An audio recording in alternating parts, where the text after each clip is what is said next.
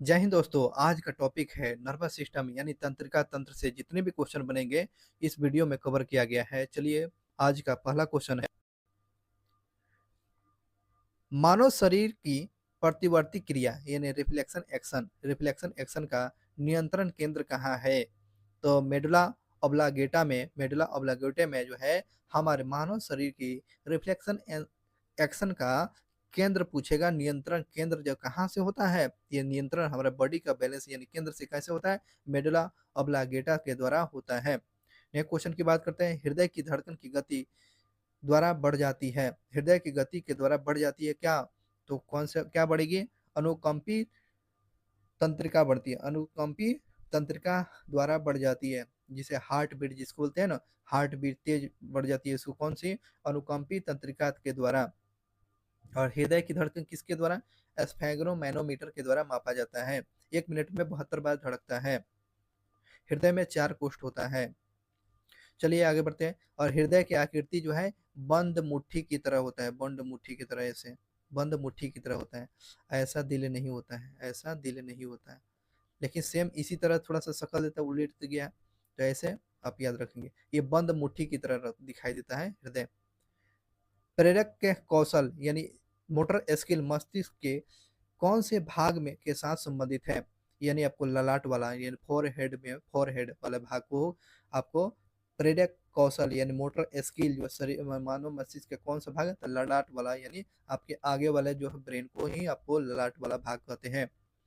मानव के मस्तिष्क का सबसे बड़ा भाग पूछ रहा है, मानव के सबसे बड़ी भाग कौन होगा?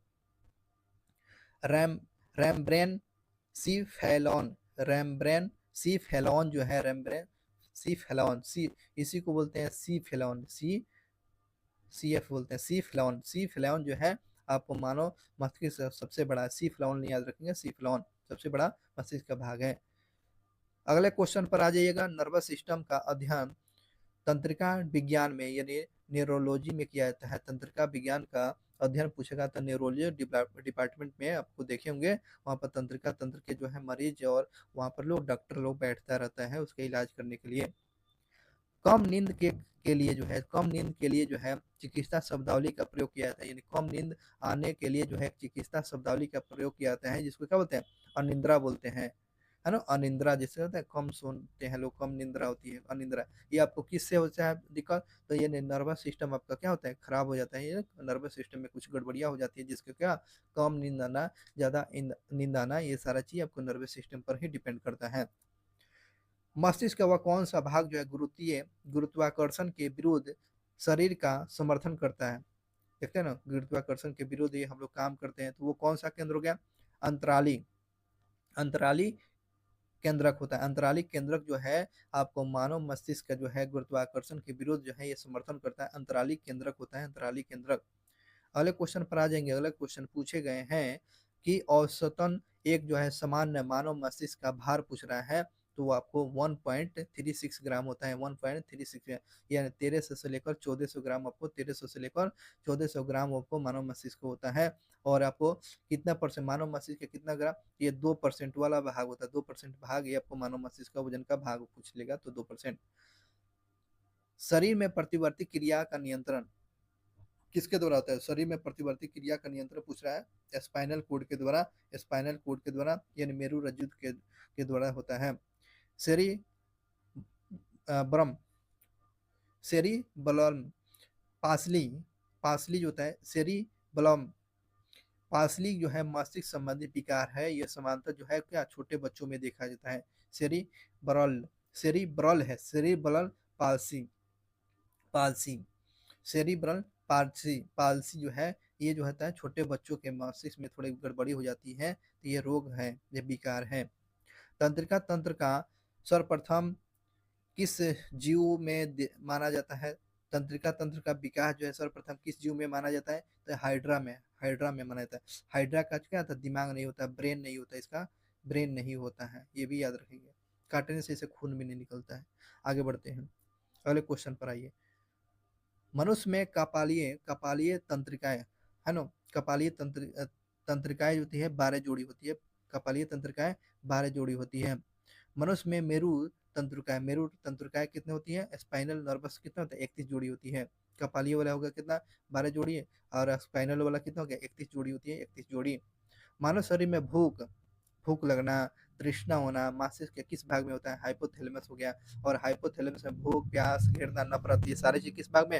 हाइपोथैलेमस में होता है। गुस्सा, ये सब चीज़ हाइपोथैलेमस में।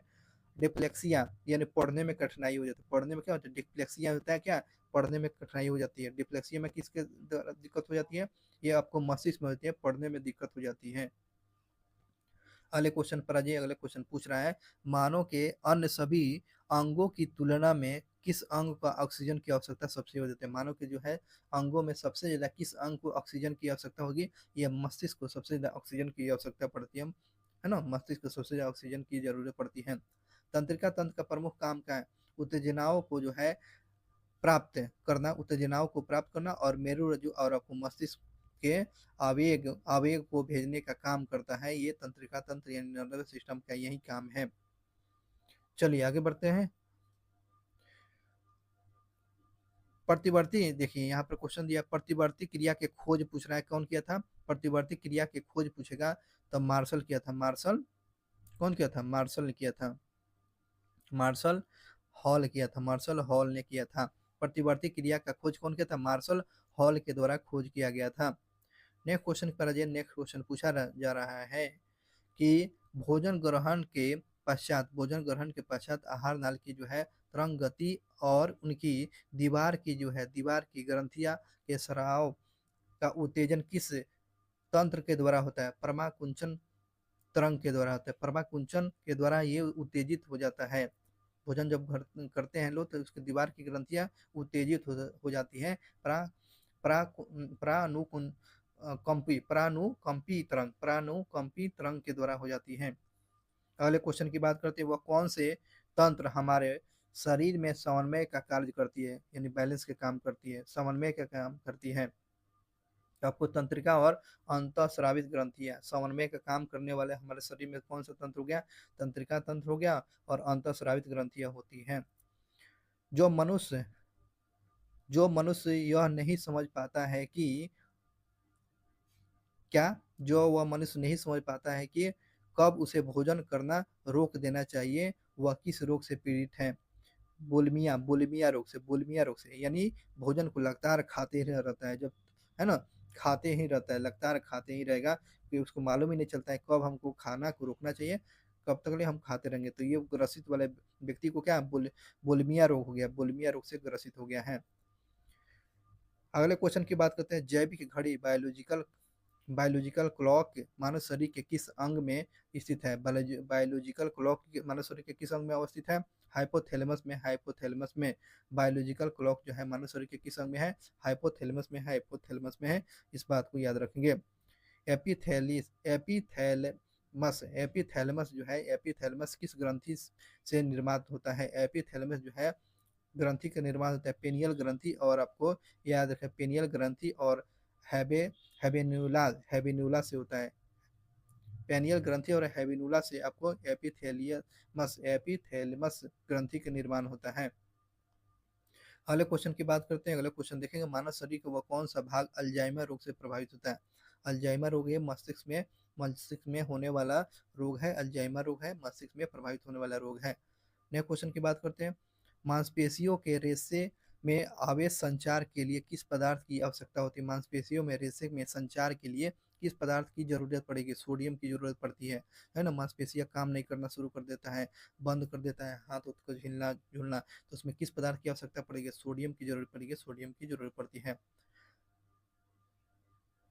मनुष्य का मस्तिष्क कितने भाग में विभाजित होती है? तो 3 भागों में विभाजित होती है। मस्तिष्क जो है 3 भाग में, सेरिब्रम हो गया, सेरिबेलम हो गया, और ब्रेन स्टेम में ये 3 भाग में बटा हुआ है। अग्र मस्तिष्क, मध्य मस्तिष्क और पश्चिम मस्तिष्क में 3 भाग में। सबसे बड़ा भाग होगा अग्र मस्तिष्क हो गया, सबसे बड़ा भाग पूछ लेगा तो ये आपको अग्र मस्तिष्क होगा। सबसे छोटा पूछेगा तो आपको मध्य वाला, सबसे पीछे वाला हो गया 2 नंबर का। सबसे बड़ा होगा आपको अग्र हो गया, सबसे छोटा हो गया आपको मध्य वाला हो गया, सबसे उसके बाद 2 नंबर हो गया पश्चिम मस्तिष्क। न्यूरॉन का बाहर निकला हुआ लंबा भाग, न्यूरॉन के जो है बाहर निकला हुआ लंबा भाग पूछ रहा है, उसको क्या एक्सॉन कहेंगे, एक्सॉन कहा जाता है। तो न्यूरॉन का बाहर निकला हुआ लंबा भाग को क्या बोले, एक्सॉन बोलेंगे, यानी तंत्रिका कक्ष बोलेंगे, तंत्रिका कक्ष के नाम से बोला जाता है, इसको इंग्लिश में क्या, एक्सॉन कहेंगे। तंत्रिका कोशिकाओं का एक्सॉन, एक्सॉन के चारों ओर पदार्थ पदार्थ का आवरण होता है। एक्सॉन के चारों ओर, एक्सॉन के चारों ओर पदार्थ को क्या बोलेंगे, मेलिन बोलेंगे, मेलिन बोलेंगे, मेलिन, मेलिन कहा जाएगा। एक्सॉन के चारों ओर पदार्थ को क्या बोलेंगे, मेलिन कहा जाएगा, मेलिन। मेलानिन तो आपको त्वचा का रंग निर्भर करता है मेलानिन में, लेकिन ये मेलिन है, मेलिन। ये एक्सॉन के चारों ओर जो है पदार्थ का आवरण है, मेलिन कहेंगे। शरीर के किस भाग में सुई चुभाने पर जो सुई चुभाने पर जो है दर्द का अनुभव नहीं होगा, ये मस्तिष्क में सुई चुभाने पर दर्द नहीं होता है, मस्तिष्क में सुई चुभाने से दर्द नहीं होता है। मानव के जन्म के पश्चात किस अंग में कोशिका विभाजन या सेल डिवीजन नहीं होता, मानव के किस अंग में जो है जन्म के बाद जो है कोई सेल डिवीजन नहीं होता है, सेल डिवीजन नहीं होता है आपको तंत्रिका, तंत्रिका कोशिका में, तंत्रिका तंत्र में, तंत्रिका कोशिका में कोई विभाजन नहीं होता है, सेल डिवीजन नहीं होता है। अब बात करते हैं दोस्तों यहाँ पर के चिकित्सा उपकरण और उसका उपयोग। सीटी स्कैन, सीटी स्कैन से क्या होता है दोस्तों, शरीर में असमानता के लिए, शरीर में जो है क्या पूरे शरीर को जांच करने के लिए क्या सीटी स्कैन का प्रयोग करेंगे, सीटी स्कैन। अब बात करते हैं ईसीजी, इसी को बोलते हैं ई सी जी।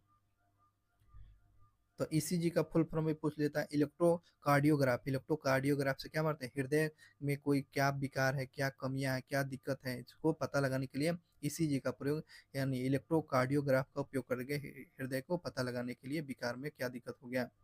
Auto auto analyser, auto analyser से क्या होता है, ऑटो एनालाइजर का उपयोग जो होता है जैविक रासायनिक तत्व को जांच करने के लिए, ऑटो लाइजर में क्या होता है, जैविक रासायनिक तत्व को जांच करने के लिए इसका प्रयोग करते हैं।